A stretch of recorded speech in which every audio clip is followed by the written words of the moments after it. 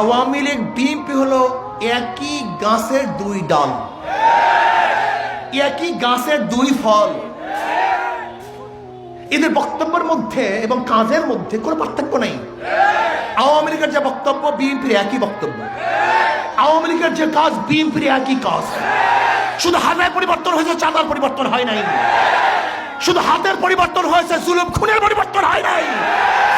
যদি চেহারার পরিবর্তন হয়েছে, জুলুম এবং অত্যাচার অবিচারের পরিবর্তন হয় নাই। বরং আমরা কি দেখেছি, কি দেখতেছি? মেয়র ঘোষণার আগেই নিজে মেয়রকে ঘোষণা করছে, শপথ পড়াবার আগে চেয়ারে বসছে। এই ঘটনা কোথাও আছে কিনা আমার জানা নেই, সাংবাদিকরা জানেন কিনা আমি জানি না, গোটা দুনিয়ার মধ্যে আছে কিনা। শপথ পড়ার আগে কোন ব্যক্তি চেয়ারে গিয়ে নিজেকে মেয়র দাবি করছে, এমপি দাবি করছে, মিনিস্টার দাবি করছে, চেয়ারম্যান দাবি করছে, আমি জানি না। বিএনপি কি করেছে?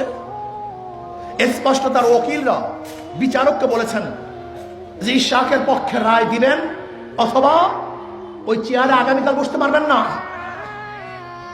যদি সিনহাকে আওয়ামী লীগ তাড়াবার কারণে দোষী হয়, তাহলে এখন যারা বিচারকদেরকে ধমকি দেয় তারা দোষী হবে না কেন?